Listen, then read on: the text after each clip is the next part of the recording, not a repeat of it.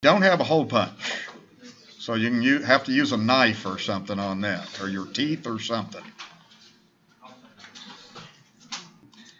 And we're going to look at different types of functions. And partially what we're doing here is there's all kinds of functions that you can take applications on.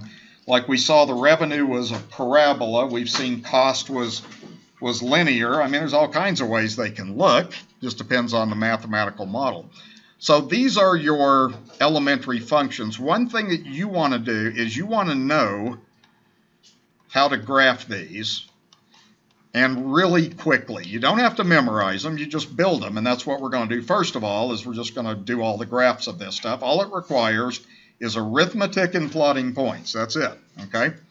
All right, so these are what we call elementary functions, and we're going to put all these together. So down on this first example, this one is the one that we call an identity function, and I'll explain why it's that in just a minute. So what you're going to do is you're just going to choose whatever you want to for x. I'm almost always going to choose these same numbers, and you should too. -2, -1, 0, 1, 2. Because you want to get some negatives, a 0 is always a good number, and then some positives. Well, what you do is you plug into this. All this is saying is y equals x. F of x is function notation for that's what y is. So if y and x are equal, they are identical. So that just means y would be the same, okay? That's an identity function, okay? You plug in to x, and you get the same thing. So what I want you to do next is just plot these points. So you have -2, -2, means you're going to go left 2, down 2. -1, -1, you're going to go left 1, down 1. 0, 0's in the middle. 1, 1, 2, 2. So what do you have? You have a line, okay? So you just draw that like that. That's what the identity function looks like. It's a line, okay? The domain, when you're doing a domain, what am I asking you for on the domain of a function? We talked about that last time. What x can be, okay? X can be anything on this problem, because if you have the equation y equals x, x can be anything, okay? And your line goes on forever both ways. So the domain, we're just going to write in interval notation as -infinity to infinity. Okay. How about range? What am I asking for on range? There you go, what y can be. So tell me what y can be on this graph. Anything. It's getting infinitely high, it's getting infinitely low, right? So that means the range is everything, so it's all real numbers. Okay, so that's how the identity function goes. You have to be able to put that together very quickly for the types of graphs that we're going to look at, because the graphs are going to get a little bit more complicated today. Okay, the next one is going to be what we call usually a squaring function. So what we're going to do is this. We're going to make a table of values, and you're going to use the same x values. So just write down in your table -2, -1, 0, 1, and 2 like that. Okay, now what you're going to do is just square them, and you can do this in your head. What is -2 squared? If you square a negative, what do you get? You get a positive, so that's 4, okay? How about -1 squared? 1, and so forth. 0 squared is 0. 1 squared is 1. 2 to the second is 4, okay? So what I'm doing is just squaring the x that I chose. Now we're going to go over here and we're going to graph this then. So plot your points. So left 2, up 4 is your first point. Left 1, up 1 is your second, then 0, 0, 1, 1, and 2, 4. And that's what your graph looks like, okay? So that is what we call a parabola. And that's the shape of that. That revenue function that I did, in the last section was a parabola, but it was upside down. It had been transformed in some way, okay? All right, so is there any number that you cannot multiply by itself? Now, you can take any number that you can think of, decimals, fractions, everything can be squared. That means the domain is everything. Now, the range is different this time. Look at your graph, okay? Remember, the range is y values. Tell me what the lowest value of y is in the graph we made. 0. Then where does it go? Infinity. So that's 0 to infinity. But you got to write it like this. You have to put a bracket on 0 because that is a point. I mean, that is a specific point. Then you say infinity like that. So it's 0 and beyond. Okay, that's what the range is. Okay, all right. Everybody with me? Okay, on that. This is arithmetic and plotting points. Okay, everything is just a little bit different shape of the graph then. Okay, next one is what we call a cubing function. It's going to have a different shape. We're going to do the same x values, so we're going to do -2, -1, 0, 1, and 2 like that. Okay, and what you're going to do is you're going to raise each number to the third power. Okay, so what does that mean? It would mean like multiply each number 3 times. So what's -2 times -2 times -2? Is that negative or positive? Negative. Okay, you multiply an odd number of negatives, it's negative, so that's -8. By the same logic, what is -1 to the third? -1, okay, and so forth. Okay, and then 0 to the third is 0, 1 to the third is 1, and 2 to the third is 8. Okay, so those are your points. Now you want to plot them, and we'll have a different picture. Okay, so the first point you would go left 2, down 8. Second one would be left 1, down 1, 0, 0, right 1, up 1, and then 2, 8. Okay, and if you plot this, it kind of looks like that. Okay, that's what a cubing function looks like, is like that. Okay, all right, what's the domain? Be brave, say something. It's anything, right? Okay, you can cube any number. What's the range? Look at my graph. It's everything, okay? It's infinitely high, infinitely low, so y can be anything. Okay, so that's your range. Okay, you don't have to memorize that. It's kind of helpful if you at least memorize the shape of this, but you need to be able to accurately put that together just by arithmetic. Okay, okay. The next one is the square root function.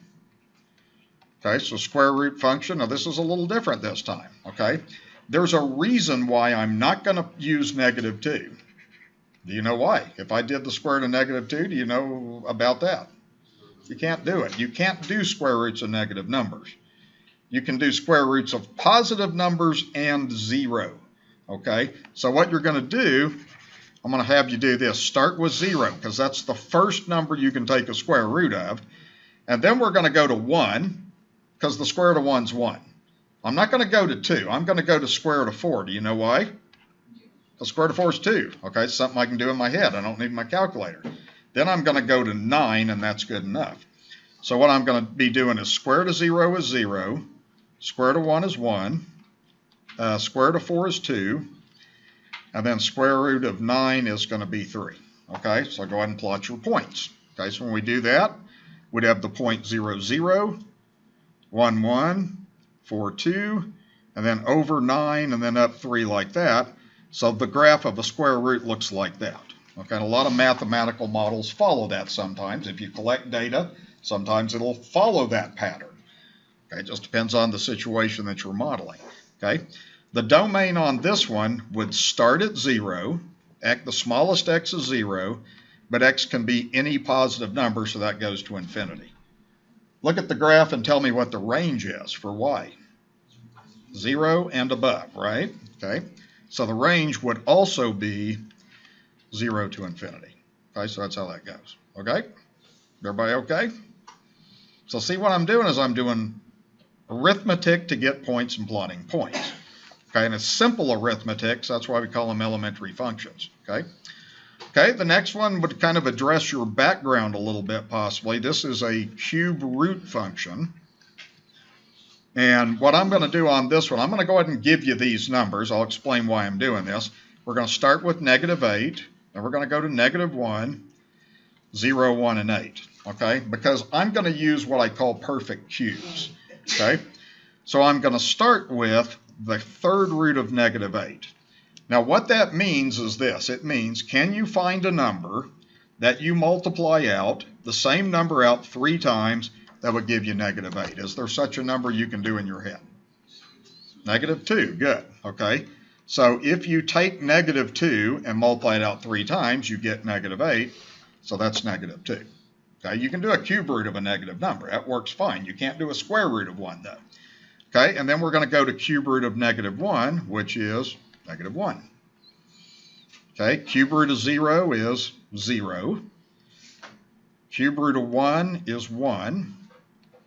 And then cube root of 8 is 2. Okay, so again, you're just finding a number you multiply out 3 times that gives you those starting numbers. Okay, everybody with me there? Okay, now go ahead and plot these points. So we're going to go left 8 down 2, left 1 down 1, 0, 0, 1, 1, and then 8, 2. And then that will go kind of like this. So that's what your graph looks like. It goes on forever. With this one, the domain is everything. You can take a cube root of any number, unlike the square root. And then the range is anything. That graph is always going to get higher and always get lower. It looks like it's leveling off, but it never does. It just kind of slows down at how fast, but it would go to infinity in both directions. Okay, so that's how that goes. All right, everybody okay? I'll do one more. Okay, we'll kind of get the elementary out of the way, then we'll take a break. Okay, absolute value. This is an absolute value function. Okay, and this goes like this. All right, so let's use -2, -1, 0, 1, and 2. Okay, so you got to know absolute value in your background. What's the absolute value of any negative number? Just positive, just changes it to positive, so that's 2. Absolute value of -1 is 1. Absolute value of 0 is 0, and then you'd have 1 and 2 like that. Okay, so that's the math you would do. Then if you plot your points, you would go left 2 up 2, left 1 up 1, 0, 0, 1, 1, 2, 2, and the graph would kind of look like a V shape, kind of like that. Okay, and the domain would be all real numbers, because you can take an absolute value of anything, and then the range would be 0 to infinity. So what I just did on these elementary functions is the way a graph looks. So what I want you to do on the first one here is we're only going to look at not the +3, we're just going to look at y equals absolute value of x. Do you remember what the graph of that looked like? We did it before break. What did that look like? That was the V. Now don't just throw a V in there, get it accurate. So what I want you to do is just start by doing these same numbers. But you want to do this fast. When you do the absolute value of all these numbers, you just get that. Okay, and then we're going to go ahead and we're going to plot those points on the graph that I gave you. So go ahead and put them there and do it accurately. Don't just throw in a V because it looks like a V. You know, plot your points. And then go like that. And then what I want you to do is just kind of draw a dashed line on that. And then label that as y equals absolute value of x. Okay, so what we're doing is we're changing this graph by adding a 3 to it. Okay, now all that's going to do is when you add 3, it's going to add 3 to each of these y values we already have. So you can do this in your head. That's 2 plus 3. So that's now going to go to 5. Then 1 plus 3 is going to go to 4. 0 plus 3 is going to go to 3. 1 plus 3 is going to go to 4. And then 2 plus 3 is going to go to 5 like that. So all I'm doing is I'm making the y values bigger. So what we're going to do now is you want to plot these points. Okay, you want to put the x values together with the final transformation like that. What do you think that's going to do to the graph? Still a V, but what's it going to do when you add 3 to it? Isn't it just going to make everything go up 3? Yeah, because if the y values get bigger, it means everything's going up 3. So if you plot these points, you'd have -2, 5 now, -1, 4, 0, 3, and so forth. So that's what we call a vertical translation up 3 like that. So we just say it's a vertical shift by 3. Okay, so it's just up 3 is what that is. So what we're going to look at is you'll be able to say, okay, that's a V, but I know it went up 3. That's your goal, is to know what that graph looks like just by looking at the function. That's the idea. Okay, all right, let's go to the next one. What did the square root look like? We did that before break. Well, let's see, Nike's in the news a lot lately. People are burning their Nike shoes. What has the swoosh? I always think of the of the Nike symbol is a square root, okay, because it's a swoosh. So it goes like this. So what we're going to do is for x, you're going to use numbers we know square roots of. So we're going to do 0, 1, 4, and 9 like that. Okay, now your goal is to be able to graph that elementary function fast. So what we're doing is in our head, square root of 0 is 0, square root of 1 is 1, square root of 4 is 2, square root of 9 is 3. Okay, now you want to take those points, then you want to plot it and kind of use a dashed line. That's what we call the elementary function. So you'd have 0, 0, 1, 1, 4, 2, and then 9, 3. Okay, and then just dash that in and label that that one is y equals square root of x. So we did that before break. That's the elementary function. Okay, now this minus 2, what it's going to do is you're going to take this row here and just subtract 2. So you're going to go 0 minus 2 is negative 2, 1 minus 2 is negative 1, 2 minus 2 is 0, and then 3 minus 2 is 1. So what is that going to do to the graph? If the y values get lower by 2, what happens to the graph? It goes down 2, exactly. So what you're going to do is you're going to plot these points. You put together x with that third column.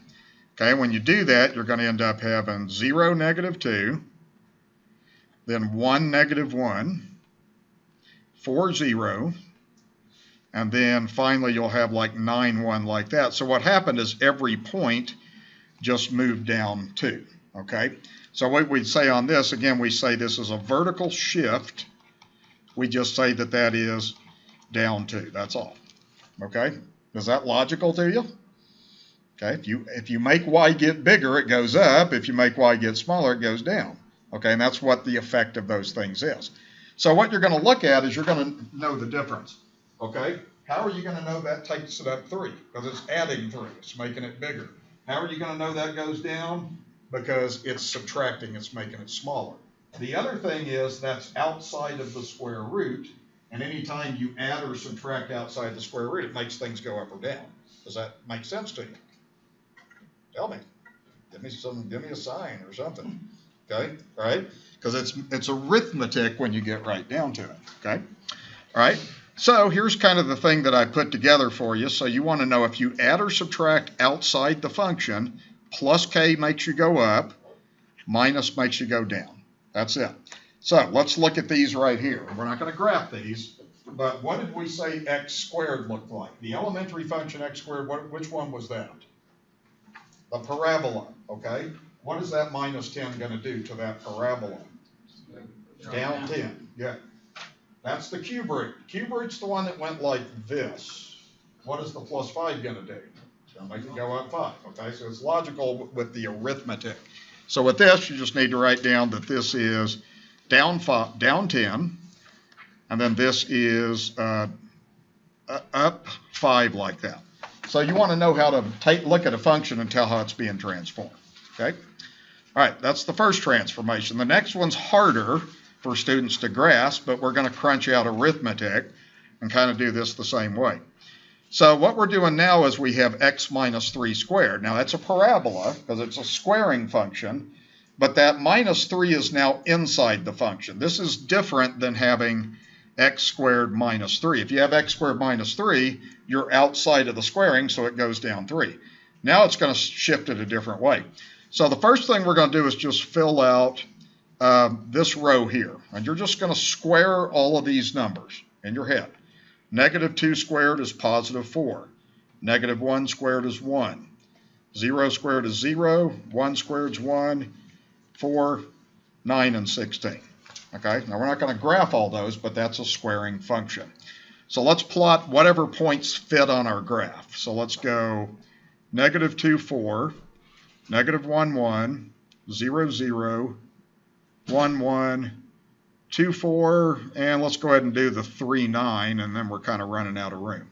And then again, just kind of dash that in, and that's what we call the elementary function y equals x squared. Okay. So what we're going to do on this now is I'm not going to tell you how it transforms. We're going to kind of figure it out. So what I'm going to have you do is plug in each of these x's into this function we're transforming. So the first one would be negative 2 minus 3 squared, which is negative 5 squared. So what does that become? 25, right. Plug them in and calculate. Remember, we're doing arithmetic. Now plug the negative 1 in. If you plug the negative 1 in, you're going to have negative 1 minus 3 squared. That's negative 4 squared. So what does it become? 16. Okay, and so forth. Okay, and just go down the list and get that arithmetic crunched out. Then you would go 0 minus 3 squared. That would be positive 9. Then you would go 1 minus 3 squared. That would be negative 2 squared, so that's 4. And then we would go 2 minus 3 squared. And that's negative 1 squared, so that's 1. And then 3 minus 3 squared would be 0 squared, so that's 0. And then the last one would be 4 minus 3 squared, so that's 1. Now, I did that kind of quick, but I'm just doing arithmetic. I'm plugging the x value into x minus 3 squared and working it out. Does everybody understand what I did? Now, I want you to look at this and see what happens. Look at these numbers right here, and they pop up in different places here. For instance, the 16 is here, the 9's here, the 4's there, the 1's there, the 0's there, and so forth. So it shifted, it did something a little different. So this is what I want you to do on your graph, okay? Let's do just these points here. Let's do the ones that will fit on our graph. 0, 9, 1, 4, 2, 1, 3, 0, 4, 1. Just do those. Plot those points, and let's see what happened to the graph. So we would have 0, 9, which is way up here. Then we would have 1, 4. Then we would have 2, 1. And then 3, 0. And then finally 4, 1 like that. And we could go on with this forever and get more points. But I want you to look at what happened on this problem. So the red one is the original. What happened? Has something to do with 3. What did it do? It went that way 3. Okay, so that caused that to go to the right 3. And that's what you want to learn is if you subtract 3 inside the function, it seems to students like it'll go that way, but it goes that way. So anytime that's a minus, that's going to take that way. So if I put a minus 10 there, then the whole thing goes 10 to the right. But the shape doesn't change. So that's how that works out. So what you want to put on this is we just say the transformation is to the right 3. Okay, that's how that goes. And you want to be able to look at a function and immediately know how that basic shape changes. Okay, any question on that? Okay, all right. Now the next one, what did the absolute value look like? That was the v, right? Okay, so we're going to start by kind of quickly doing the absolute value of all these x values. You do that in your head. That's just 4, 3, 2, 1, 0, 1, 2. Take the absolute value, and I'll go ahead and plot those points out and use like a dashed line to represent that. So we have negative 4, 4, negative 3, 3, negative 2, 2, and so forth. And then that will be our, again, that's our elementary function that we have. So that is y equals absolute value of x. Okay.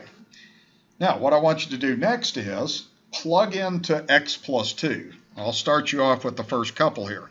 So what you would be doing is negative 4 plus 2 in absolute value. Then you would go negative 3 plus 2 in absolute value and so forth. And just crunch it out. You should be able to do that in your head if you got your arithmetic down okay.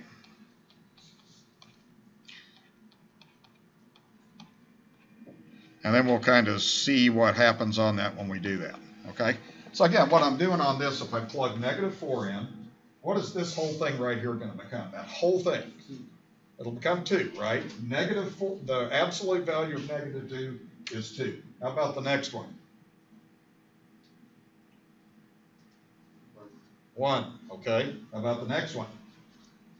0, and then what? 1, 2, 3, 4, okay. So like I say, that's the arithmetic that we're doing on the problem now. Okay, so let's fill that in. So this one becomes 2, this one becomes 1, that's 0, 1, 2, 3, 4, like that. Okay, so what I'll have you do again is put these points together. Okay, put these x values with these y values, and then we'll kind of see how the graph changed. So we have a point negative 4, 2, negative 3, 1, negative 2, 0, negative 1, 1, 0, 2, 1, 3, and then 2, 4 like that. Okay, so what happened to the graph this time? Where did the red graph move? Yeah, there you go. It went this way. Okay, it went to the left too. Okay, because that's the original. Notice every point went to the left too like that. Okay, so that's a left to transformation like that. So what you have to know is, how do I know the difference on this? So let me kind of go over that and kind of wrap this up. So here's the thing. That's a second power. We know it's a parabola. If we do minus 3 inside, the minus causes it to shift 3 to the right. On this one, we know it's a v because it's absolute value. If that's a plus 2 inside of absolute value, we're going to know that goes to the left. You've got to know the difference between transforming inside the function and outside. Okay? Does that make sense? I mean, you have to kind of crunch that out to see how that one works. Okay? So here's the idea. If you're working inside the function, if you have like x minus a number, that's right. If you have x plus a number, that's left. Okay, so here's what I'm trying to get you to do just roughly. Do you guys remember what x to the third looked like? You may have already forgotten. I don't know. Yeah, like that. Looks like this, okay? What is that plus 1 going to do? It's inside, so it's which way? It's inside.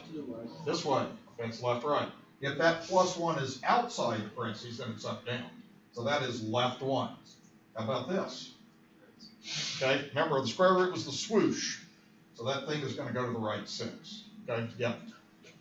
Actually go back to that. Okay, which one? The top one? This one right there that we're on actually. So when you're plotting, can you go down just a little bit? Yep.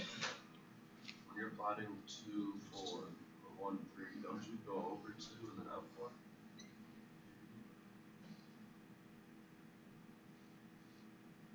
Oh, were you talking about down here? Yeah. Did I graph that wrong? I mean, it looks right, but it's. Oh no, what I was doing was, I did that on here because it's the green graph. I did 2, 4, so I went over 2, up 4, so that's that point right there. Okay, what I'm doing is I'm taking the x value and pairing it up with the new y value, and that's what makes it shift the way that it does. Okay. Okay, so we said this one was left 1, and that one was right 6. Okay, so I'll try to put all this together as we go. All right. Okay, now we've got several transformations. We're going to try to put all this together today. Okay, so we're going to go to a square root. Now what we're doing is putting a negative in front of it, outside, and let's look at how that changes stuff. Okay, if I'm going to, this is a square root. What kind of numbers do I need to use for x? Is negative 2 cool or not cool? No. You can't do a square root of a negative. What's the lowest number you can do a square root of? 0. 0. Then what? 1. Then what? 4. Yeah, don't go to 2, go to 4. Go to something that you know the square root of. Keep it simple. Okay? So square root of 0 is 0, square root of 1 is 1, square root of 4 is 2, square root of 9 is 3. Okay? Plot it out. So we have 0, 0, 1, 1, 4, 2, and 9, 3. So there's your swoosh. All right. So here's what's going to happen on this. See, what this is really doing is it's doing negative 1 times whatever the square root was. So all it's going to do is multiply those y values by a negative. So what it's going to do is it's just going to give you the values 0, negative 1, negative 2, negative 3. All that's doing, when you have a negative in front of a function, it multiplies y by negative 1. What's that going to do to my graph? If the y values become opposite, then what happens to that graph? It flips. It goes down over the x-axis. Exactly. So what you want to do with this then is put these points together and just plot these. So we would have still have 0, 0. That didn't change. Now we have 1, negative 1. We have 4, negative 2. Then we have 9, negative 3 like that. Okay, so what we say on this is we say this is a reflection over the x-axis. Okay, now you can't just say reflection, you got to say it goes over the x-axis. Okay, because you can reflect over either axis like that. Does that make sense why it worked? The only way you remember stuff like this is to understand how it works and why it works, and then it sticks with you. Okay, you got to understand that we're doing arithmetic here, and that arithmetic is changing y values or x values. Okay, next one. Now this is a little bit different one. See, the difference between the ones I'm going to do, that negative is outside the function, and then on here the negative is inside the function, so it affects it differently. Inside out is a real important part on transformations.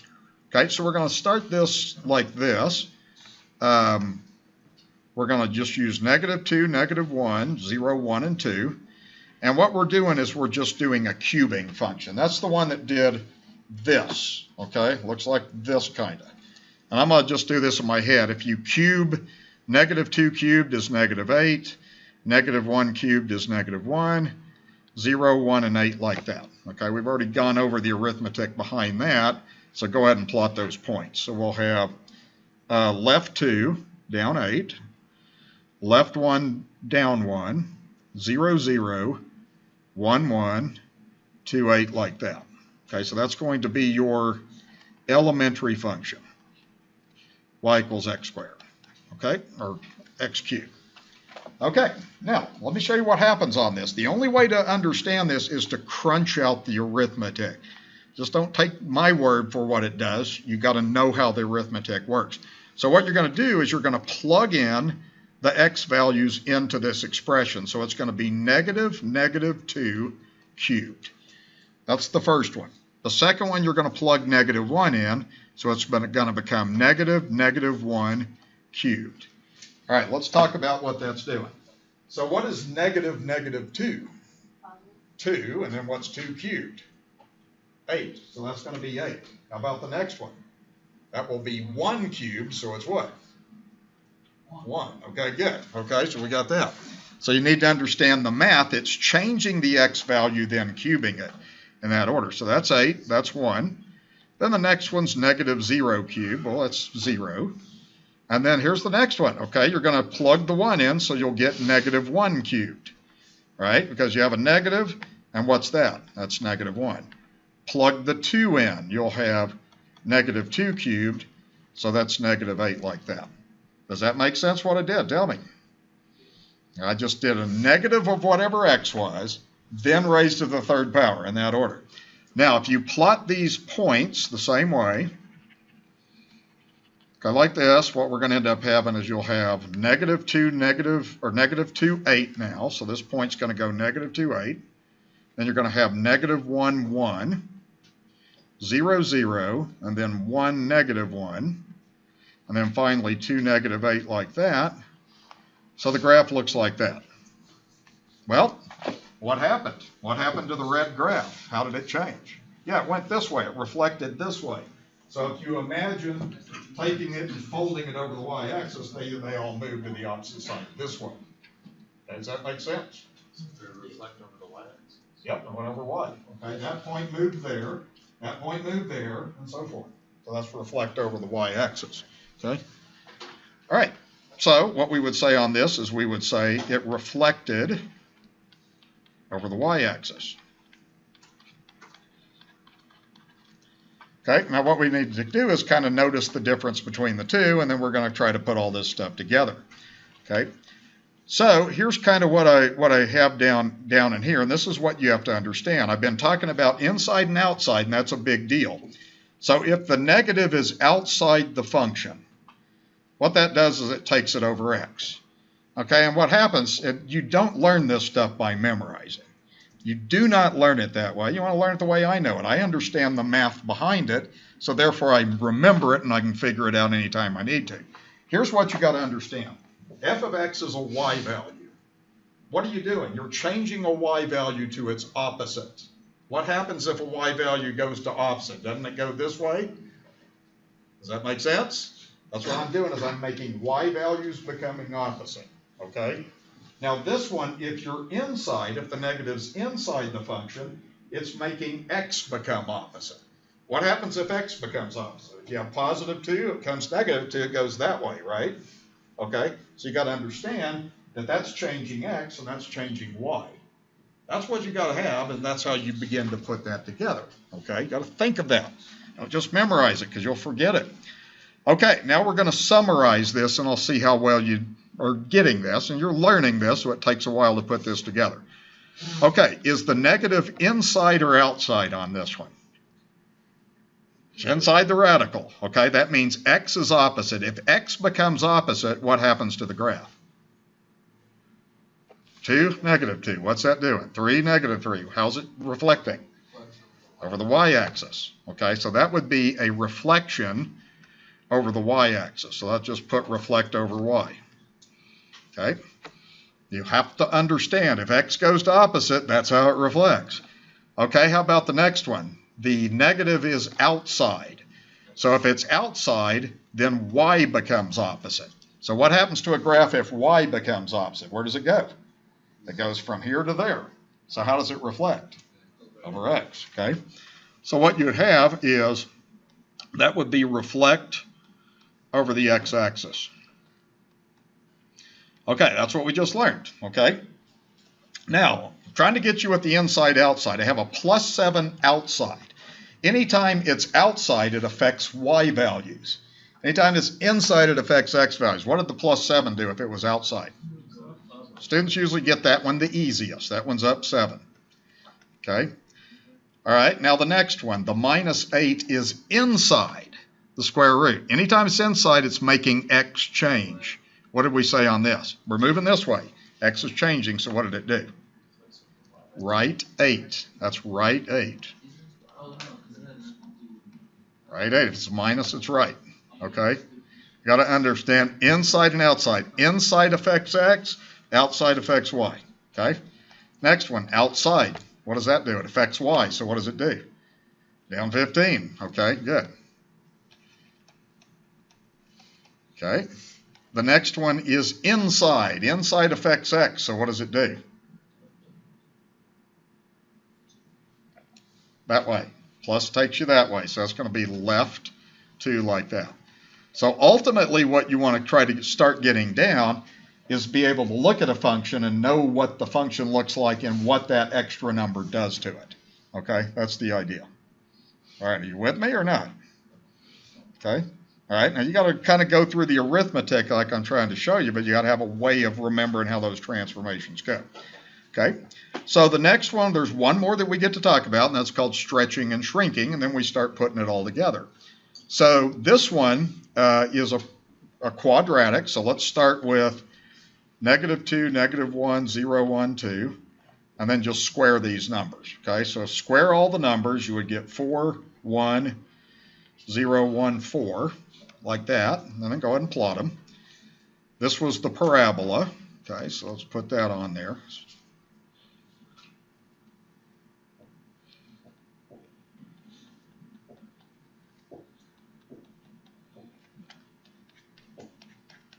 Okay, so that's what that's going to do. Okay, is that 2 outside of x squared or is it inside of x squared? It's outside. Okay, so what it does, and you want to write this note because you want to understand how the math works. What it does is it multiplies, and write this down, this is important. It multiplies y by 2. It's multiplying. 2x squared is 2 times x squared, right? So what you're going to do, and you're going to do this in your head, you just do like 2 times 4, that's 8. 1 times 2 is 2. 0 times 2 is 0. 1 times 2 is 2. And then 4 times 2 is 8. So all that's doing is doubling the y values, okay, because it's multiplying, right? And it's outside, so it's changing y. Y changed, x didn't change. That's what happens when you're outside the function. Now, if you go through and put these points together, put this x with this y, go ahead and plot that, and let's see what it looks like now. So it's going to change. You're going to have -2, 8, left 2 up 8, get your points plotted, then -1, 2, like that. 0, 0 is still the same. 1, 2, and then 2, 8. Okay, It didn't go up. It didn't go down. It didn't go left or right. What did it do? It stretched it. Okay, we call that vertically stretching. Doesn't that parabola look skinnier? So think of it like a rubber band. If you pull on this red thing, it becomes that green thing. So you're stretching it this way. So what we would say this transformation is we would say it's a vertical stretch, and you have to say vertical. You have to say, can't just say stretch. You got to say vertically it's stretching, and you say by 2. Okay, the y values doubled, therefore they got bigger. That's what made it stretch. Understand the arithmetic. You see what I mean? If you get the arithmetic, then you get it and you'll remember it. Okay? Don't just blindly memorize it. You'll never get it that way. Okay. Now let's do this next one here. I want to kind of give you a couple of examples of each. So on the next page, we're ultimately going to do 1/2 the cube root of x. Okay, let me ask this super important question. Can you take a cube root of a negative number? Yes. Okay, I heard a yes, no there. Okay, you can do a cube root of any number. So what we're going to use is like -8, because we can do that cube root. We're going to use -1. We can do that. 0 and positive. Those are numbers that we call perfect cubes. Okay, and we did this a little bit earlier. So when you're doing the cube root of -8, you're giving me a number that you would multiply out 3 times that gives -8. What would that be? -2. Good. Okay. So that cube root, that results -2. How about cube root of -1? -1, right? Cube root of 0. 0. Cube root of 1. 1, and so forth. Okay. So you're doing the cube root of the x value we chose. So now if you plot your points, you would be left 8, down 2, left 1, down 1, 0, 0, 1, 1, 8, 2, like that.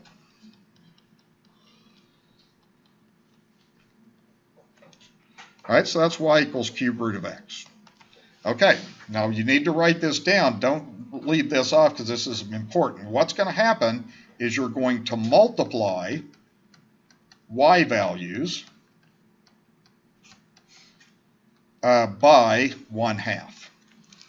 What happens when you take a number and multiply it by 1/2? What happens to the number? It's smaller. So what do you think will happen to the graph if all the y values get smaller? What's going to happen? It's going to shrink. Okay, the last problem, the y values got bigger, therefore we stretch. Here we shrink, see. Okay, so what we're going to do is you're just going to take and work this out like this. Okay, so we're just going to take 1/2 times -2. So we're going to take half of all these y values. If you take half of -2, you get -1. If you take half of -1, you get -1/2. So it's shrinking. If you take half of 0, it's still 0. And so forth. If you take half of 1, it's a half. And then again, half of 2 is 1. Like that. Okay? So they're shrinking because they're getting smaller. So then if you plot these numbers, you know, put those together, then you'll get what your final graph looks like. So you'll have -8, -1, -1, -1/2, 0, 0, 1 and up 1/2, and then finally 8 and over 1. So if you get that plotted out, can you see that that shrunk? That didn't move up or down, it just kind of smashed this way. It's like it's smushing it this way. So what we would say is we would say that is a vertical shrink by 1/2.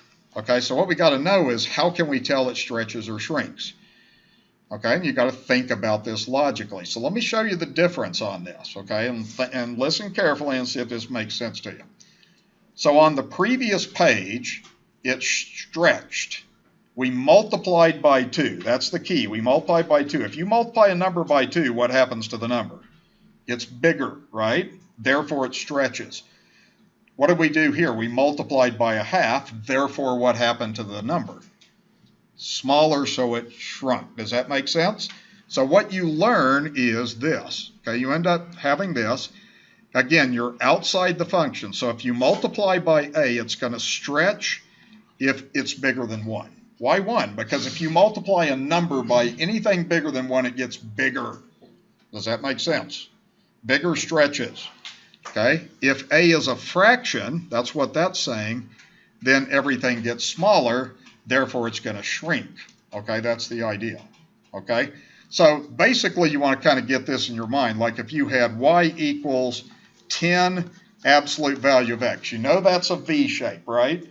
What's the 10 going to do? You're going to multiply y by 10, therefore it gets bigger. What happens to this graph?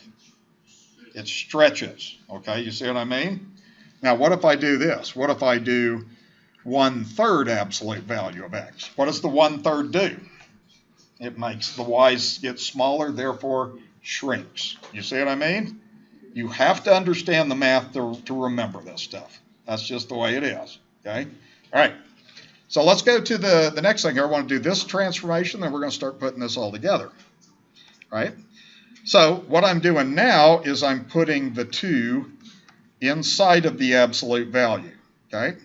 So start writing down the numbers. We're going to do -2, -1, 0, 1, and 2. Okay? We're doing the absolute value of all those, so it's 2, 1, 0, 1, 2. Okay, go ahead and plot those points like we've been doing. And then that'll give you what your absolute value looks like is like that. So that's y equals absolute value of x. Now we're going to have to see what happens when we put the 2 inside. Okay, the only way to get this is to just plug numbers in. So we're going to plug the -2 in like this. We're going to do 2 times -2. Plug it inside the absolute value. Then we're going to do 2 times -1, 2 times 0, 2 times 1, and then finally 2 times 2. So what I'm doing on that is I'm just taking the x and plugging it in. Okay? And we're going to see what happens. So what's the result of this in your head? Is it +4 or -4? It's positive because you're doing an absolute value. How about this one? 2. How about this one? 0, 2, 4. You see what I mean? Okay, so you're just doing that arithmetic. So that's going to end up giving you 4, 2, 0, 2, 4. Okay, and you're going to do the same thing. And just plot those points. You're going to have -2, 4 now. So -2, 4 goes like this. -1, 2 goes like that. 0, 0, and then you got 1, 2, and then 2, 4 like that. Okay, so what did it do? It actually did 2 things, okay? So vertically it stretched it. How about if we say horizontal? What happened to the V? Did it like shrink or did it stretch out? Shrinks, okay? So what we say, you can say either one. You can say it's a vertical stretch, okay? Or you can say it's a horizontal shrink. Okay, and those things are always opposite, by the way, okay? If something stretches vertically, then it forces it to shrink horizontally and vice versa. They're always opposites of each other, okay? So that's how that happens, is when you put the 2 inside, that's going to cause that one to horizontally shrink like that, okay? Okay, let's do this one with 1/2 and let's crunch this one out. And then I'm going to kind of summarize this, and then I want to finish up with doing where we put several transformations together. Okay, so let's do -2, -1, 0, 1, 2. Again, do the absolute value, so that's 2, 1, 0, 1, 2, and plot your points.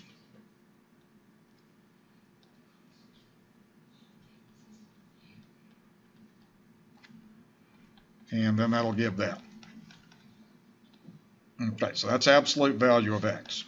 Okay, now what you want to do is just start plugging in the x's into the function I gave you where you have the half. So you would have 1/2 times -2, then you would have 1/2 times -1, 1/2 times 0, 1/2 times 1, and finally 1/2 times 2. Okay, so just try to do this in your head. So what's the first one going to become? 1. Next one. 1/2. Then 0, half, 1. Okay, so something's happened. Those values are changing. So, yeah, what you'd have is you would have 1 here, 1/2 here, 0, 1/2, and 1 like that. Okay, so now if you plot these points the way we've been doing, then we can kind of see what happens. All right, so we have -2, 1. Like this, that goes there. -1, 1/2, 0, 0, 1, 1/2, and 2, 1. Okay, so what happened? What happened vertically? Shrunk. What happened horizontally this way? Stretched. Okay, see, they're always opposites. So this one you could say it's a vertical stretch. And then we could also say it's, whoops, I said that wrong. That's a vertical shrink because it's flattening it out. And then the opposite of that would be it's a horizontal stretch, like that. So that's the idea, okay? All right, everybody okay with what I'm doing? Okay. I'm being very methodical with this because you got to know all these things, and it shows up all the time when you're dealing with functions. You want to be able to have a way to figure this out, okay? Okay, so what I'm going to do next is we're going to look at, I'm going to fill out a couple things on the next page, then I'm going to kind of summarize this, and then we'll do a couple of things there. Are you okay? What are you doing, counting down the last 10 minutes? I could do this all day. I could. But I don't let class out early because there's no time for it. I give you your money's worth in this class. You're going to get it, okay? I promise you. You know, I'll tell you something. I teach at UCD, and they had this finite math class at UCD, and the business teachers, you know what they were complaining about their business students? Not their business skills, their algebra skills. And they said, man, you guys got to quit teaching finite math. You need to teach algebra. Okay, and that's what they started doing at UC Denver because the business department was fussing. You're going to use algebra in business, like it or not. You just are. You might not do it in your career and your job, but hey, this is college and you're getting educated in a general education, right? But trust me, you take business classes, your teachers will fuss at you if you don't know how to FOIL and factor. They're going to say, what in the world happened to you? Okay, seriously, okay? Think about that. So I'm giving your money's worth, okay? All right, let's go do this. Let's finish this up, and then we'll do the ones with transformation, and then we'll call it a day, okay? All right, so the first thing on this one is, this is outside. You're multiplying by 2. You want to write notes to yourself. You've got to figure this out instead of memorizing. So you multiply y by 2. What happens to y values if you multiply a number by 2? They get what? Bigger. Okay, that's what I want you to know. Okay, the y values get bigger. So if you had like a square root and the y values get bigger, what happens?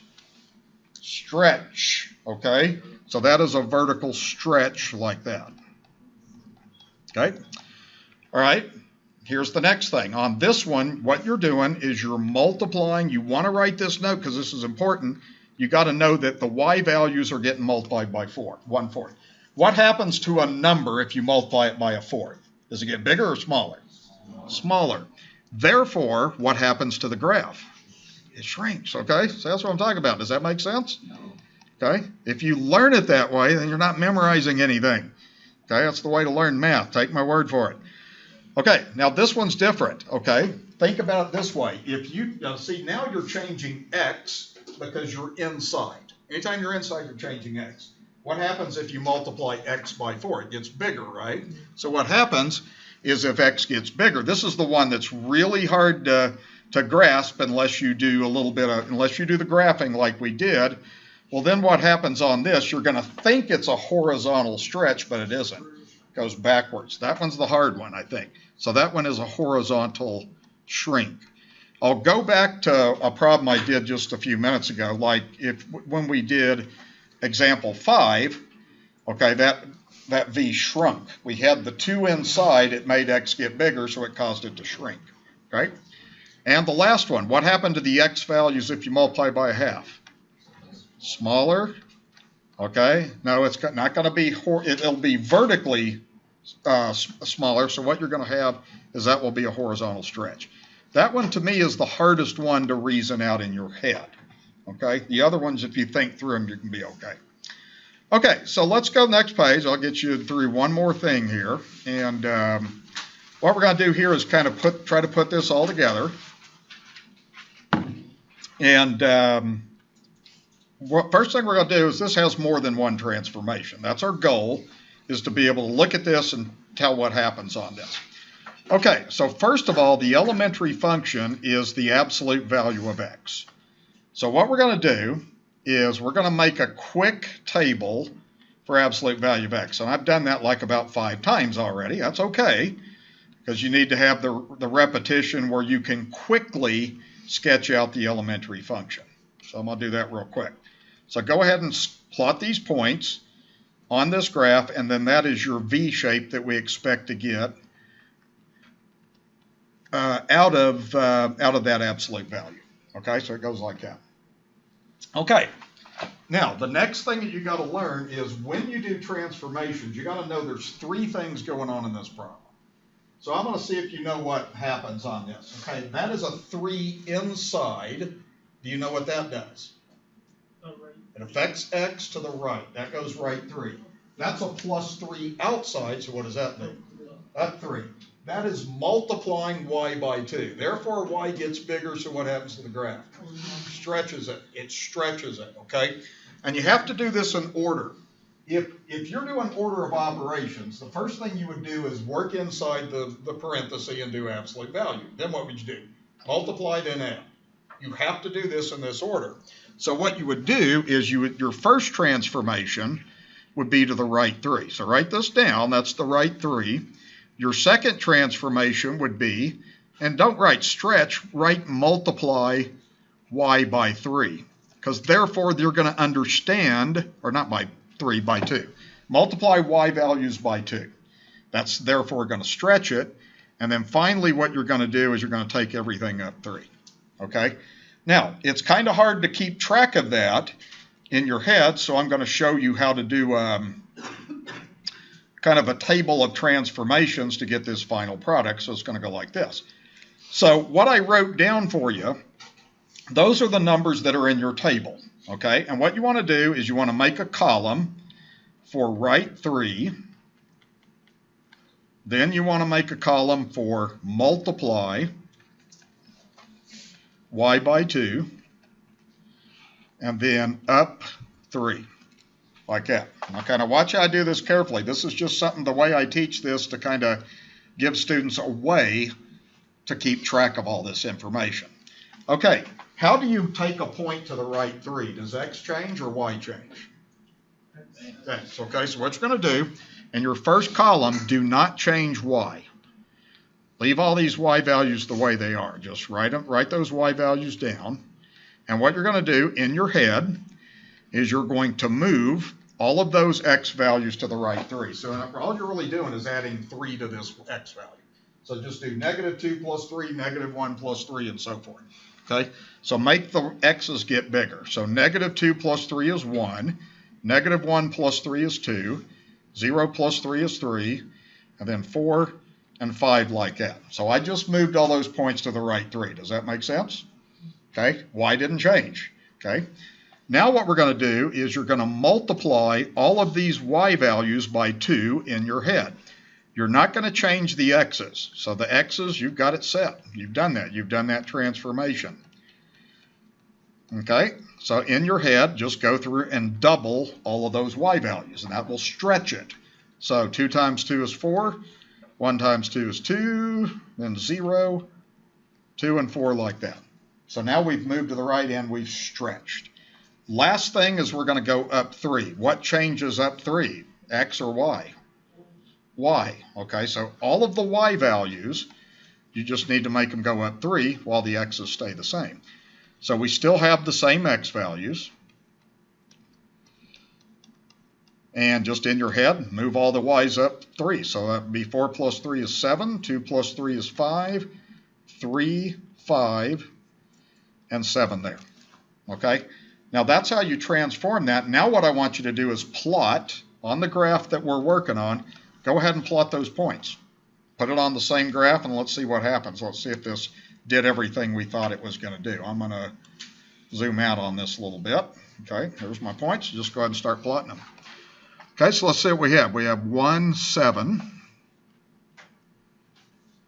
And I got 2, 5.